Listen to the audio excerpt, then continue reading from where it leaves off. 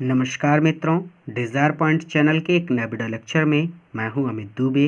और आज के इस वीडियो लेक्चर में हम क्लास 12th इंग्लिश पोएट्री के थर्ड चैप्टर जिसका नाम कीपिंग क्वाइट है और जिसके लेखक पैब्लो नेरूडा हैं, इसके सेंट्रल आइडिया का अध्ययन करेंगे। सेंट्रल आइडिया पर चलने से पहले सबसे ज़्यादा महत्वपूर्ण बात ये होती है कि आपने इस चैप्टर को बहुत बारीकी से पढ़ा हो।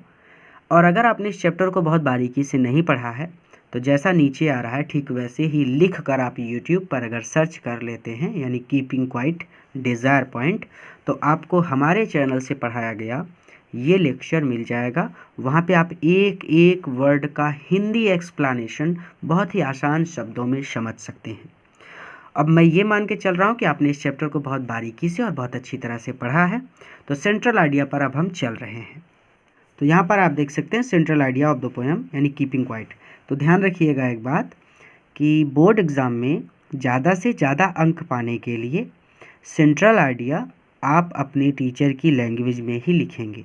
जो आपको स्कूल में आपके टीचर पढ़ा रहे हैं ना, उनकी लैंग्वेज में आप लिख सकते हैं, या फिर इस वीडियो में जो मैं ये सेंट्रल आइडिया करा रहा हूँ यहाँ से देख कर आप लिख सकते हैं।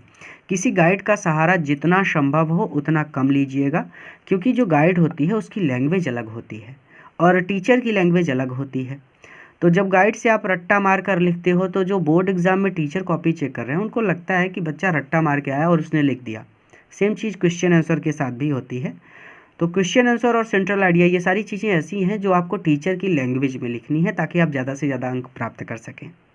रट्टू तोता नहीं बनना है, ठीक है। जब आप टीचर की लैंग्वेज में लिखते हैं तो इसका फ़ायदा ये होता है कि बोर्ड एग्ज़ाम में कॉपी चेक करने वाले टीचर को लगता है कि आपने खुद से बनाकर ये आंसर लिखा है। और उन्हें क्योंकि गाइड की लैंग्वेज और टीचर की लैंग्वेज अलग हो जाती है, तो वो आपको, जो बोर्ड एग्ज़ाम के टीचर होते हैं, वो आपको ज़्यादा से ज़्यादा अंक देते हैं जब आप अपने टीचर की लैंग्वेज में लिखते हैं। इस बारे में आप चाहें तो अपने टीचर से भी चर्चा कर सकते हैं। तो इसमें यहाँ पर आपके लिए सबसे आसान तरीका ये है कि आप अपने टीचर की लैंग्वेज में सेंट्रल आइडिया और क्वेश्चन आंसर लिखें, या फिर इस वीडियो से देखकर आप सेंट्रल आइडिया लिखें। और अगर आपके पास सेंट्रल आइडिया लिखने का टाइम नहीं है तो आप नीचे आ रहे अभी सर के नंबर पर कांटेक्ट करके उनसे PDF ले सकते हैं। उस PDF में आपको सभी सेंट्रल आइडिया, सभी क्वेश्चंस के आंसर, सभी स्टैंजा बेस्ड क्वेश्चन आंसर और बोर्ड एग्ज़ाम में पूछे गए क्वेश्चंस के आंसर भी मिल जाएंगे। आप वहां से तैयारी कर सकते हैं।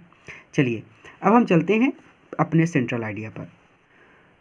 तो सेंट्रल आइडिया में कह रहे हैं कि इन द पोएम यानी इस पोएम में कीपिंग क्वाइट, जिसका नाम कीपिंग क्वाइट है, द पोइट यानी कवि पैब्लो नेरूडा, जिनका नाम पैब्लो नेरूडा है, सजेस्ट अस हमें सुझाव देते हैं, टू बी साइलेंट कि हमें शांत रहना चाहिए, फॉर सम टाइम कुछ समय के लिए, a little physical and mental.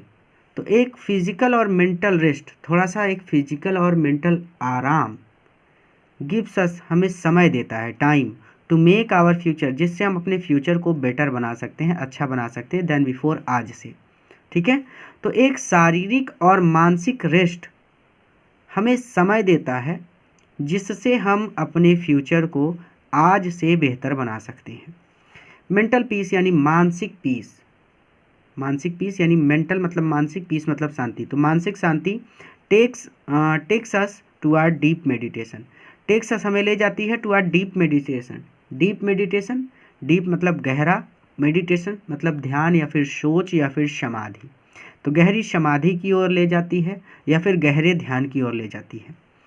We should not be inactive, हमें इनएक्टिव नहीं होना चाहिए। इनएक्टिव मतलब आलसी या फिर निष्क्रिय, ठीक है, तो हम आलसी ही कहते हैं।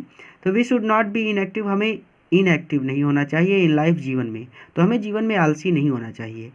Inactive means to be dead, inactive यानी आलसी होने का मतलब डेथ होने से है, अर्थात आलसी होने का मतलब या फिर निष्क्रिय होने का मतलब मृत होने से ऐसा है।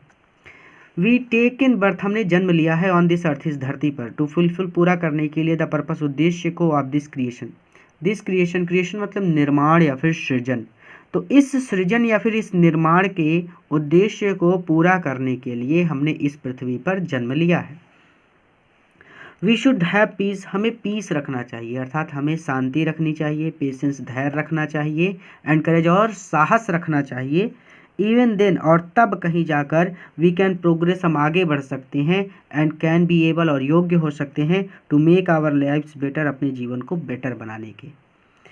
The poet suggests, poet suggest करते हैं, जो कवि हैं वो सलाह देते हैं या फिर सुझाव देते हैं अस, हमें, टू स्टॉप कि हम बंद कर दें, वार युद्ध बंद कर दें, हेट घृणा करना बंद कर दें, पॉल्यूशन, पॉल्यूशन मतलब भ्रष्टता या फिर पॉल्यूशन का मतलब तो हम प्रदूषण से ही जानते हैं, लेकिन यहाँ पे पॉल्यूशन का मतलब है भ्रष्टता से, हमें भ्रष्टता नहीं करनी चाहिए। आप चाहें तो प्रदूषण ही याद कर लीजिए, कोई दिक्कत नहीं है।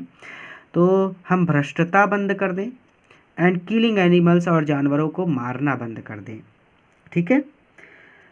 दे कॉजेज मेंटल डिस्टर्बेंस, दे कॉजेज यानी इसकी वजह से मेंटल डिस्टर्बेंस होता है, मेंटल डिस्टर्बेंस यानी मानसिक अशांति होती है। Single mindness is the key of success, single mindness यानी सिंगल माइंडनेस का मतलब यहाँ पे है शुद्ध उदारता से या फिर एकांगी उदारता से, तो एकांगी उदारता कह सकते हैं या फिर शुद्ध उदारता is the key of success, सफलता की चाबी है।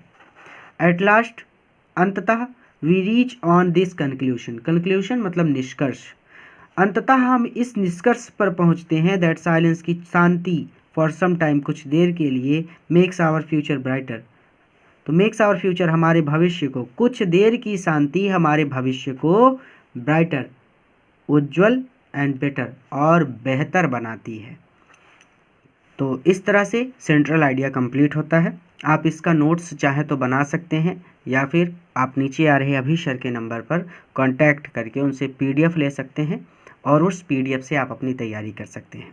ध्यान रखिएगा कि स्टैंजा बेस्ड क्वेश्चंस भी पूछे जाते हैं बोर्ड एग्जाम में, तो पोएम के जितने भी स्टैंजा आपकी बुक में हैं, जितना संभव हो आप उन्हें खुद से हल करें ताकि आपको सेंटेंसेस बनाना आ जाए। और इस बारे में जब आप उन सेंटेंसेस को हल कर लें, उनके आंसर्स दे लें, तो आप उन्हें अपने टीचर से ज़रूर चेक कराएं ताकि आपके टीचर आपको बता सकें कि आप कहाँ पे गलती कर रहे हैं, ठीक है। क्योंकि स्टैंजा ज़रूर आएगा, या फिर पीडीएफ में हमने कुछ स्टैंजास को सॉल्व कर दिया है, वहाँ से भी आप अपनी तैयारी कर सकते हैं। बट मैं प्रेफर करूँगा कि आप जितना संभव हो खुद से स्टैंजा को हल करें ताकि आपकी सेंटेंस बनाने की प्रैक्टिस अच्छी खासी हो जाए और बोर्ड एग्ज़ाम में आपको प्रॉब्लम ना हो, क्योंकि स्टैंजा कहीं से भी आ सकता है और स्टैंजा के क्वेश्चन भी कहीं से भी बन सकते हैं, कुछ भी बन सकते हैं, ये निश्चित नहीं होता। तो इस तरह से आप सेंट्रल आइडिया याद कर सकते हैं। पूरा वीडियो देखने के लिए धन्यवाद। एक नए वीडियो लेक्चर में एक नए चैप्टर के साथ मैं आपसे फिर से मिलूंगा। इस वीडियो को अपने मित्रों के साथ ज़रूर शेयर करें ताकि वो भी इससे लाभ ले सकें।